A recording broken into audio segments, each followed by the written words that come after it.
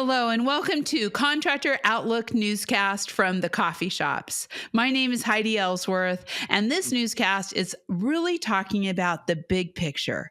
What is happening out there in our economy globally and specifically in construction?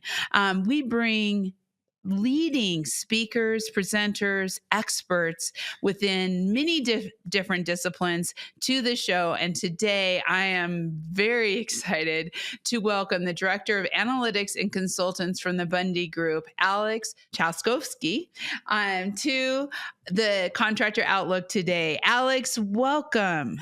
Thanks so much for having me, Heidi. It's a pleasure to be here. Oh my gosh.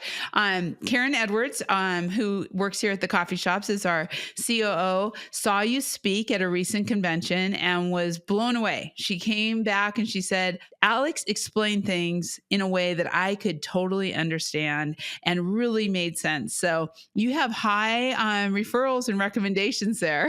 Well, I'm glad to hear that my presentation was of value to her and to the group overall. I've worked with many of the companies in the metal construction industry historically. And so, I try to connect the dots between what's going on in the economy and what they should be doing about it. And always good to have such positive feedback. I love the action plan. That always makes a difference. You hear everything, but sometimes you're like, I don't know what to do. So let's start this Contractor Outlook newscast out with introduction. So if you could introduce yourself, tell us a little bit of your history and also what you do as Director of Analytics and Consulting at the Bundy Group.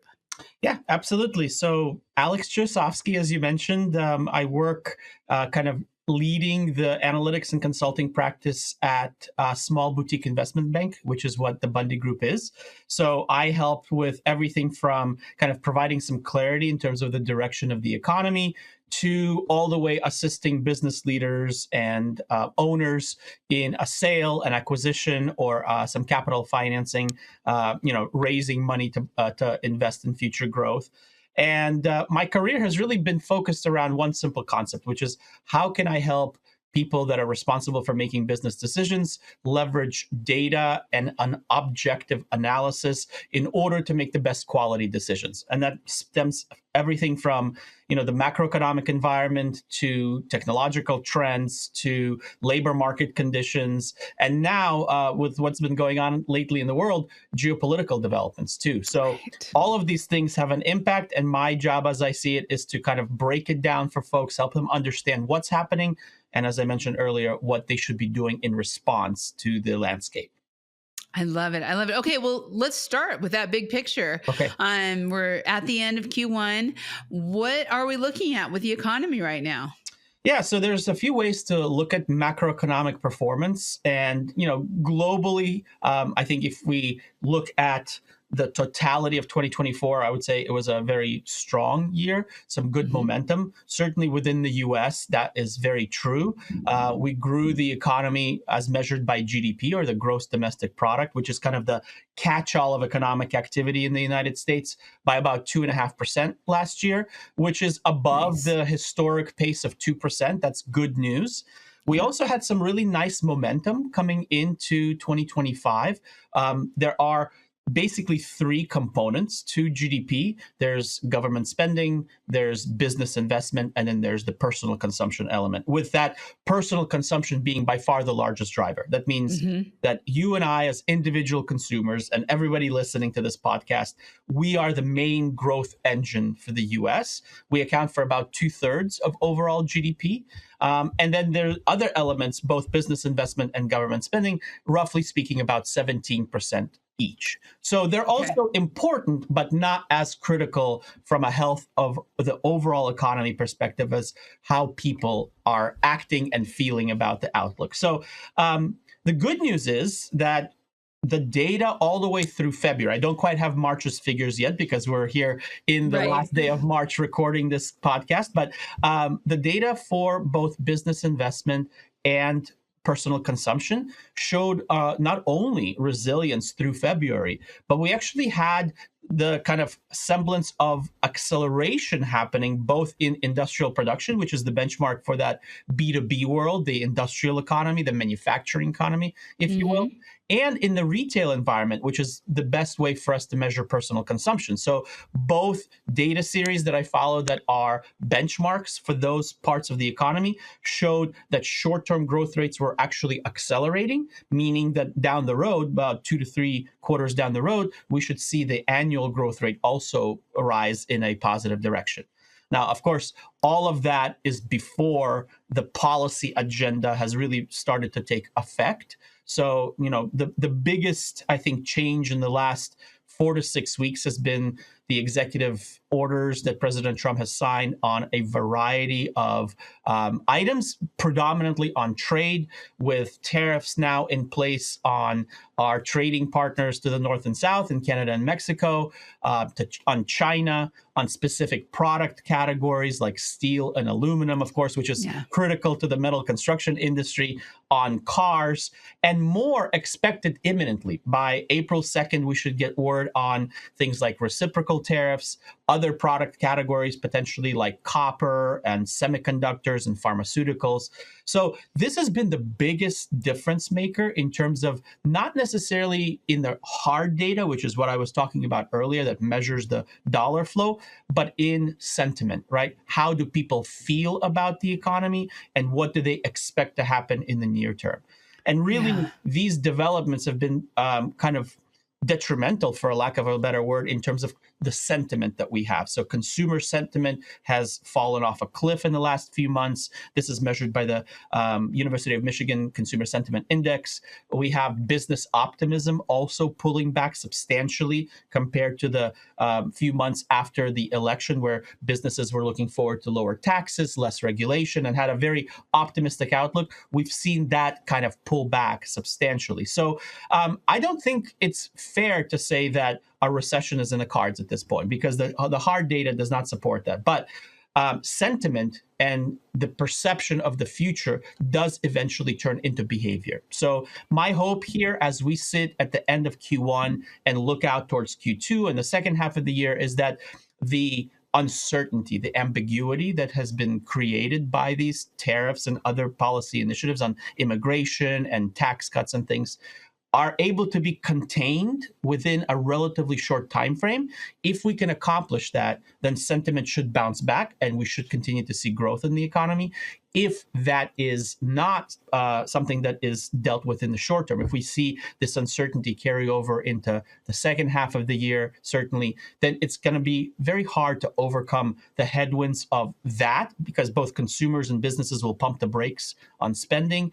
You combine that with potential cuts from DOGE in the government section of the economy, and the math is very quickly aligning in a way that is very difficult to see a continuation of the type of momentum that we saw prior to the dissension of chaos, if you will, related to all of these uncertainties. So that's my macroeconomic perspective as we sit here at the end of March. Yeah, and just a clarifying question. So I find this absolutely amazing, or so intriguing, I guess is more the word, is that you saw in January and February an increase in consumer spending and also in industrial spending. And it looks very positive, but sentiment continues to go down. So is there like is there a point? Is it like when they cross at a certain point that all of a sudden the spending kind of starts pulling back? And I just would love a little bit more on that, because you said if we can contain it, but how can you contain it? It's kind of interesting where we're at right now. Sure. So I think the biggest challenge that needs to be figured out is this not knowing of what's happening. I heard this talked about very recently by one of the voting members of the Federal Open Market Committee. This is the part of the Fed that decides interest rate policy, which I'm sure we'll talk about some on the recording. And they talked about we're currently in a very thick fog, right? It's not the kind of fog that you can turn on your high beams and drive through.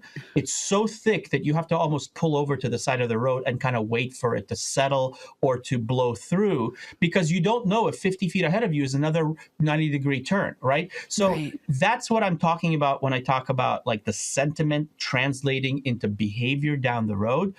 If we are able to say in the next 2 to 3 months, at least know what the tariff landscape looks like moving forward, not have this uncertainty or the ambiguity of what percentage tariffs are going to be in place on what product categories, right?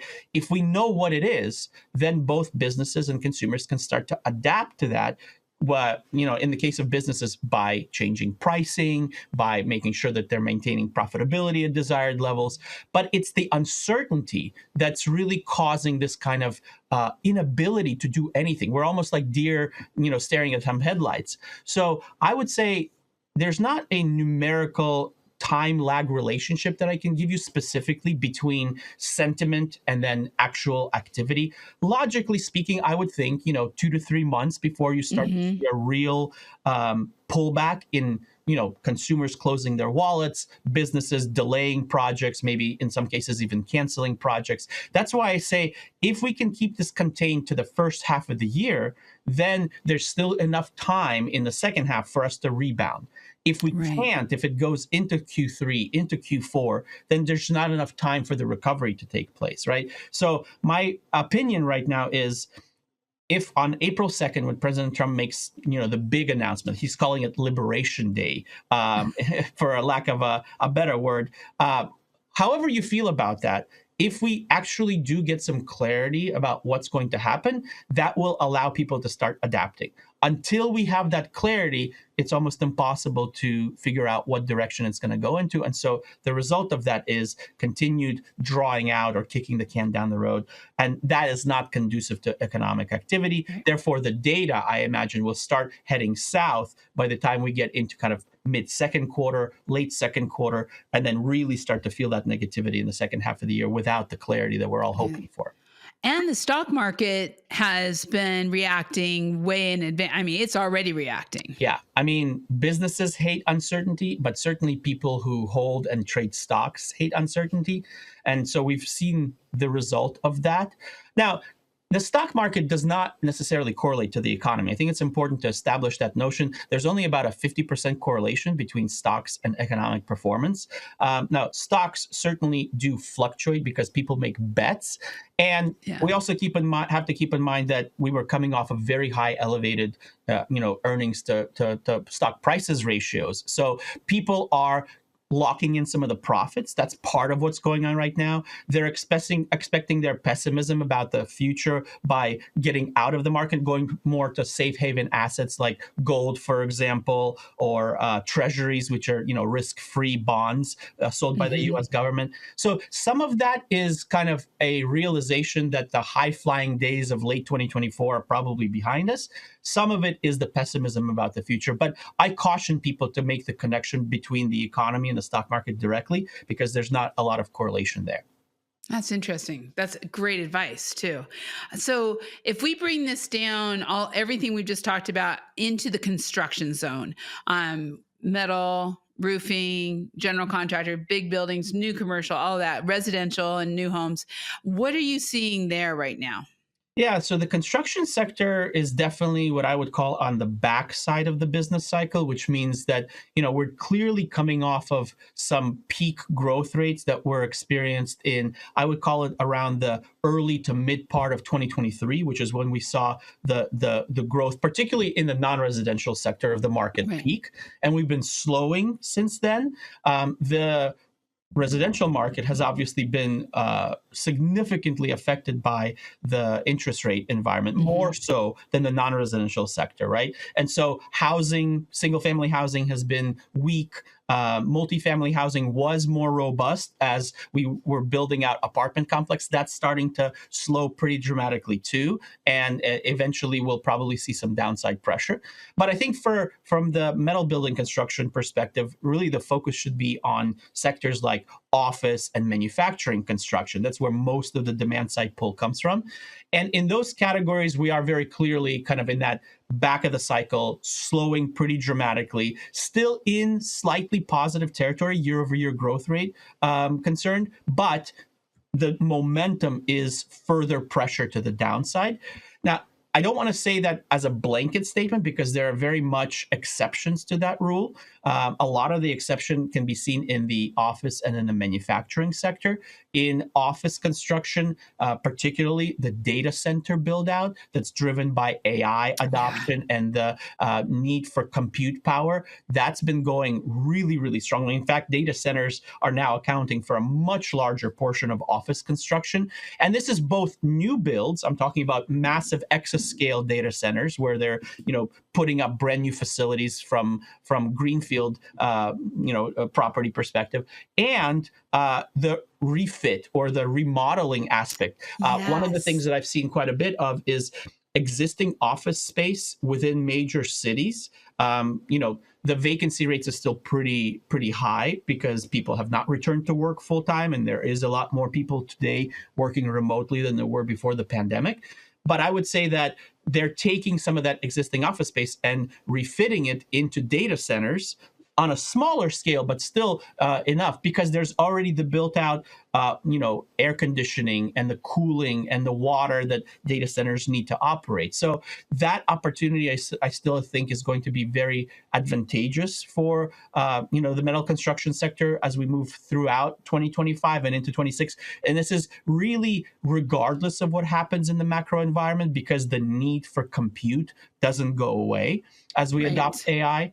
And then the second element in the manufacturing space that I think is a kind of a bright spot of opportunity is the semiconductor space within the manufacturing components. We've seen a huge amount of investment going in. It is very regionally specific, so I wouldn't just blanket statement across the US, but where those new facilities are being built to offset our reliance on foreign imports of semiconductors, particularly from Taiwan, I think that there's going to be a huge amount of investment going into that space as well. So overall, I would say the non-residential sector is slowing, in most cases quite dramatically, but there are these pockets of opportunity that exist and that people in the metal building space should be looking to take advantage of as we go through the rest of this year and into next year.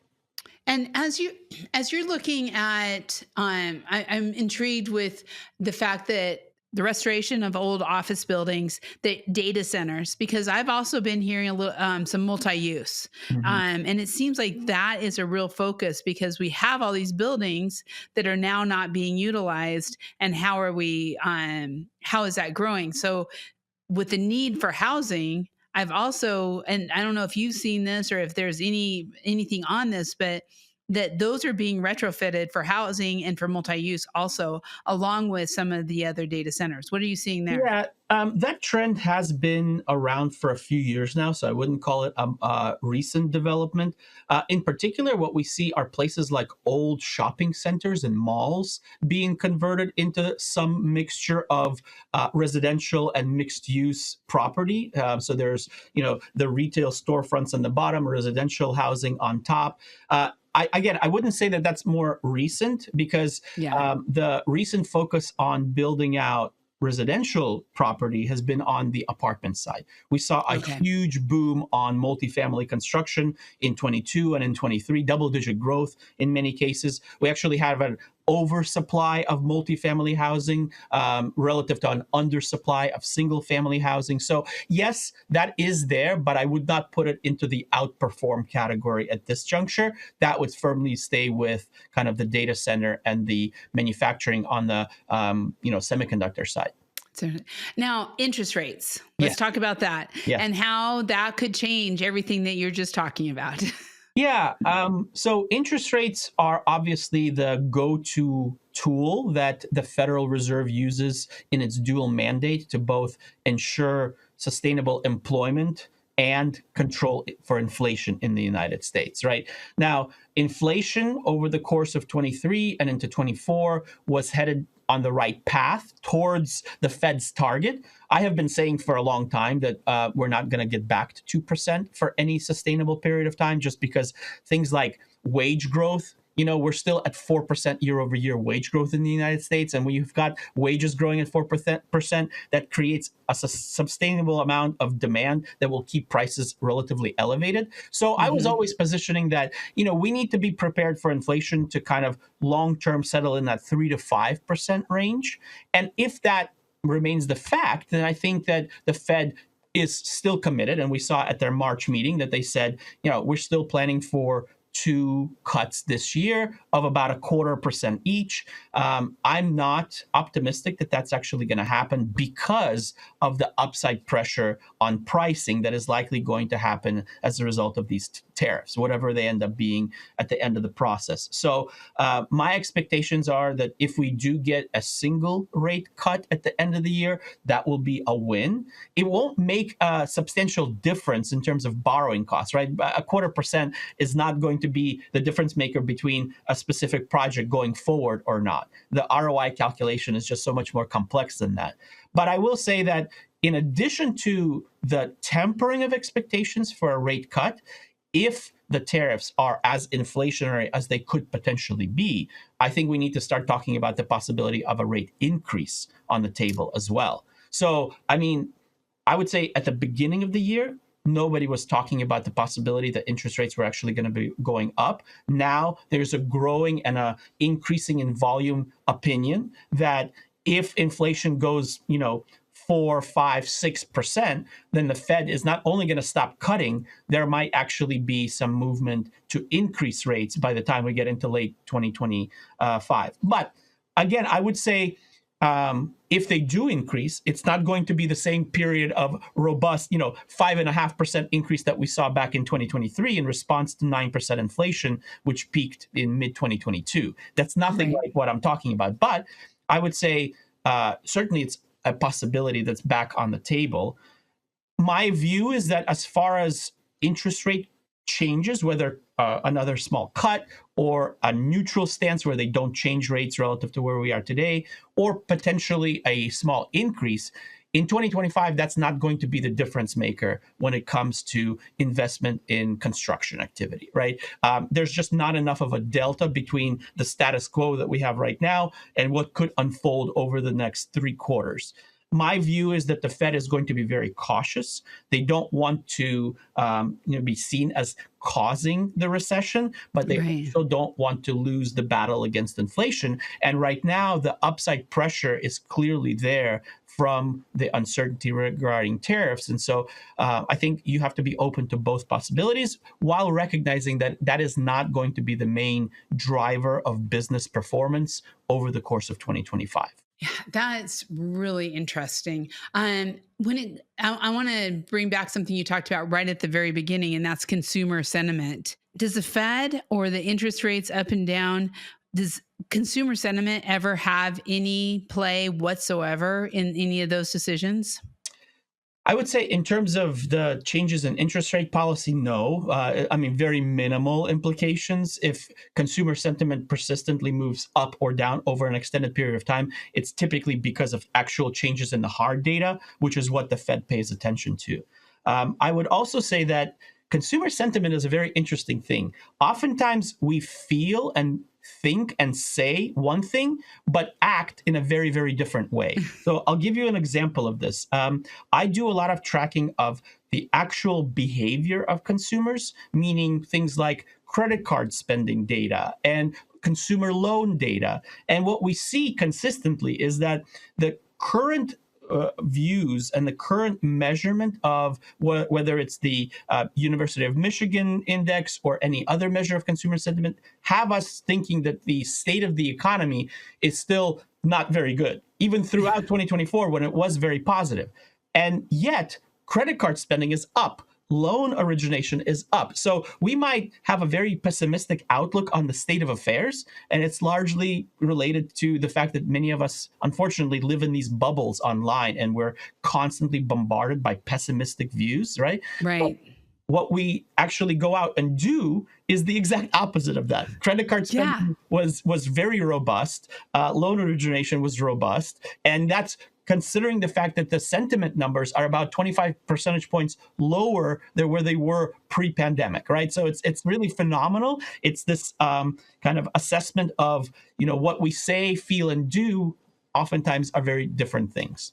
Yeah. Wow. I agree. I have thought since COVID how, we keep hearing people, we're going to go to recession, we're going to go to recession. And I'm always like, the U.S. economy is just defiant. The consumers are just defiant. No, we're not going to. And so I'm just hoping that the defiance stays there as we move forward. But I think, and that kind of brings me back to talking a little bit about tariffs and the new administration's policy changes, immigration, all of that, which we know is influencing sentiment and some business decisions. Yeah. I'd love for you to talk about that. I know you have already a little bit, but talk a little bit more about that. But also, what can we do as business owners around these changing tariffs and policy changes? Probably the most prudent thing that you can do as both a consumer individually and as a business leader or decision maker is adopt the mentality of wargaming through the various outcomes. So you have to have kind of an expectation of there's likely going to be different types of outcomes, scenario A, scenario B, scenario C. And I need to think about in advance what I would do in case each one of those outcomes comes out. Therefore, you're proactively making a plan without actually implementing it.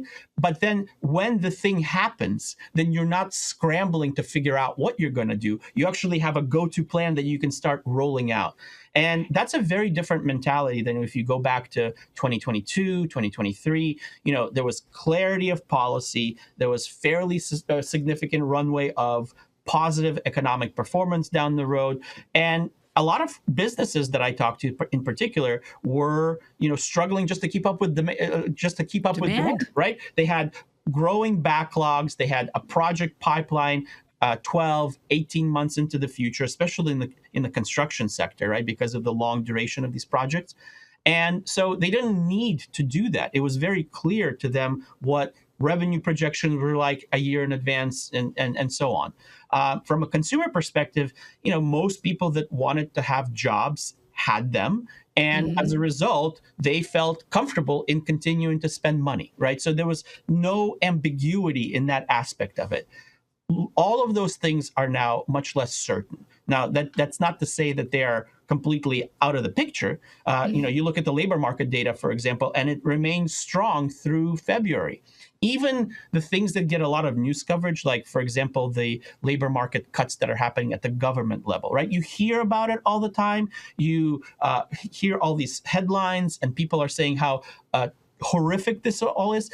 Currently, we're talking about a total amount of layoffs somewhere in the 200,000 people range. Keep in mind, the U.S. government employs about 2.5 to 3 million people. So it's a very small percentage of the total. Therefore, I would say don't allow yourself to become overly pessimistic based on headlines and the overt negativity of sentiment online and in the media, right? You have to go to the data sources, make educated decisions based on real hard evidence and data. And if you're able to do that and you have a plan in advance of these events unfolding, then you're going to be much better off because you're going to be less reactive and more proactive in dealing with all of that. So that would be kind of the fundamental cornerstone of advice that I would give people. A more tactical thing that I think everybody should be doing right now is, recognizing that there is a lot of pessimism out there. Use other people's pessimism to your advantage. So what does that mean? That means that in the case of a business leader, ask yourself, when is the last time that I shopped around for any of the inputs that I buy as a customer? Meaning electricity prices, meaning your shipping and logistics contracts, meaning the material that you buy. Have you gone out to the marketplace and gotten 5 or 6 quotes from different vendors to see if you can find some pricing arbitrage to lock in some savings over the course of the next 12 months, right? Most businesses, I think, at this point would say, no, we have not been doing that recently. Right. They just have a kind of like an annual process, and they usually just re-up the contract that they have with the previous person. But if you know people are uncertain and are looking to lock in some business, they might actually be willing to give you advantageous pricing that you can take advantage of. The same principle can be applied in your personal life too, right? I mean, when is the last time you shopped around for an energy contract or your cell phone bill or your, cable rates? I mean, just go and see, can I realize some savings without sacrificing service? And I think in Right. most cases, the answer is yes. And oftentimes people will be very surprised, both in their personal lives and in their business lives, about the quantity of savings that's available there. So that's something that people, I think, should be doing very actively right now, because there is so much overt pessimism that exists in the marketplace. That's excellent. Wow. One last question around the government, and that is Dodge and what's happening with the government cuts and just kind of overall. I see it on two things: what's happening with people losing their jobs, and when you talk about opportunistic, that's a lot of people now who we may need in construction, who might Right, be willing to kind of move right. over, but also how it's affecting the overall economy and sentiment. Yeah. So from a macro perspective, let me start there. The government spending component accounts for about 17%. Now, the initiative that Doge has had to cut various projects and departments within the government, uh, so far, according to their own data, has yielded about $100 billion worth of savings in total. Now, that number is constantly being revised. They're adding Right. projects, removing projects from the list, but let's just work with the assumption that that is a accurate ballpark figure. Government budget this year is $7 trillion. So Wow. 100 billion is a very small delta relative to that number. I mean, we're talking a few percent. And so that's not going to be the thing that tanks the economy, certainly from a macroeconomic perspective. Because GDP is comprised of those three elements that I talked about earlier, and because government spending accounts for 17%, a 10% reduction in government spending would shave about 1.5 to 2% off of GDP growth. Now, keep in mind, a 10% reduction in the government budget would be $700 billion. So we're not near that amount, right? We're a fraction of that. So yes, it is part of a headwind to economic growth, which is why I think you see a lot of people tempering their macro outlooks, because it's a combination of things, right? We've got things that are uncertain and look to be suppressive to demand and lower spending across all three areas: the Right. government area, the consumer area, and now the business area. And tariffs obviously are the major impediment on both the consumer and the business, not so much on the government, because they're a positive, they're an income flow for the government. Right. So I say that to say it's really a complex machine where you have to really break down into various components to try to understand what's happening. But overall, where we sit here at the end of Q1, I would say, as long as we can make sure that this does not spread, that it doesn't continue for a long time, then I still believe that we can have a bounce back period, because we've got the makings of a solid economy right now. What I'm going to be looking for as signs of ongoing weakness is, a substantial increase in layoffs, because when people don't have jobs, they can't go out there and spend money the same way that they did. If Hmm. we do start to talk about substantial interest rate increases, I would look that as a very negative thing for business investment as we look out to the second half of the year and next year. And if we start to get some actual data that we're seeing significant cuts in government spending, then I'll become a little bit more pessimistic. But as of right now, I think the base case is not recession in the United States. It's certainly one for slower and weaker growth than what we saw in 2024. But I would hold off my decision making until about the midpoint in the year before I say, yes, I think we do have a recession, and it's mild or more significant versus the ongoing expectation of some semblance of growth this year. But it is very interesting to me. And I guess I'll wrap it up on this, which is to say, this is all self imposed. As we were heading into 2025, the economy looked to be in great shape.